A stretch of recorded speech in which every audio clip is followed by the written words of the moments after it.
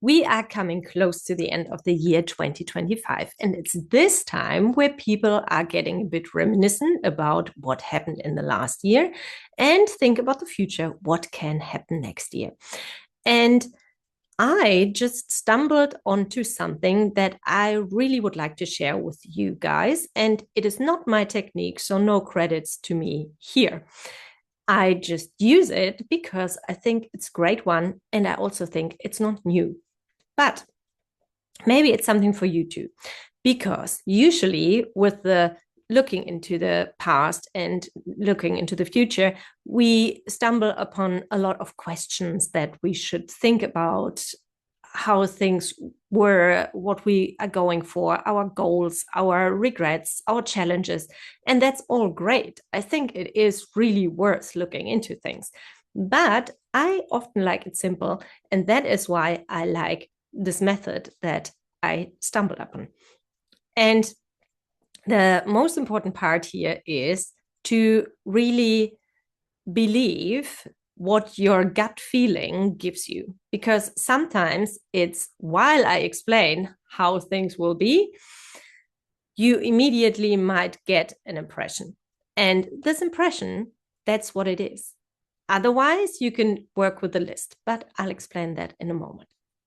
So the idea is to find one word for your year. And just to practice, we can do that for 2025. So if you think about the year 2025, which word describes that year for you perfectly? What is the word that immediately came into your mind for the last year? How was it? What was the big thing, the big theme, the whatever happened in your life? And maybe you already got exactly one word. So that is the word for 2025.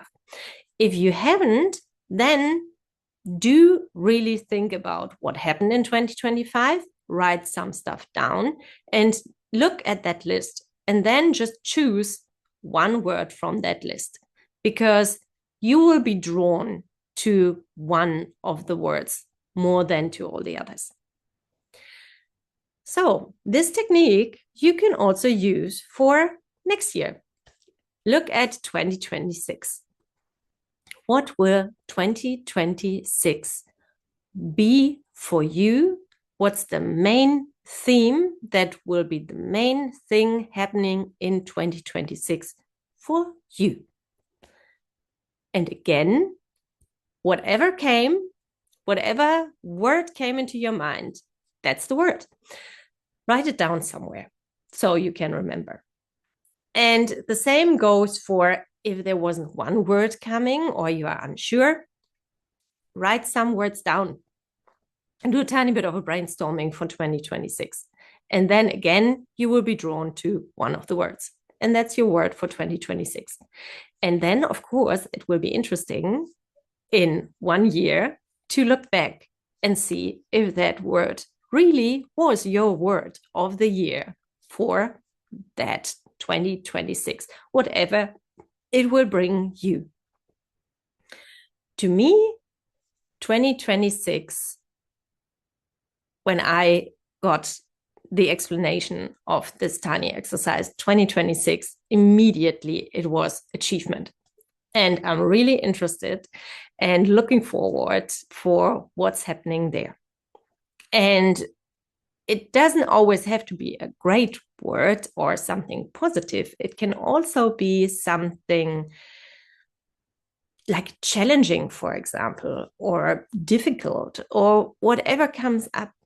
Just take it as what it will be and don't necessarily take it as, oh, a bad sign, because you don't know yet, right? Challenging doesn't necessarily mean that it's bad. Challenging can also mean you are up to greatness, because everything that's challenging usually brings growth material with it, because we do grow mostly outside our comfort zone. So what is outside the comfort zone? Challenge. Therefore, I wish you a great 2026, and I'm interested if you want to share. Just write it into the comments what your word of the year for 2026 or 2025 is. I'm looking forward to them. Have a great new start. Have a great start into your new year.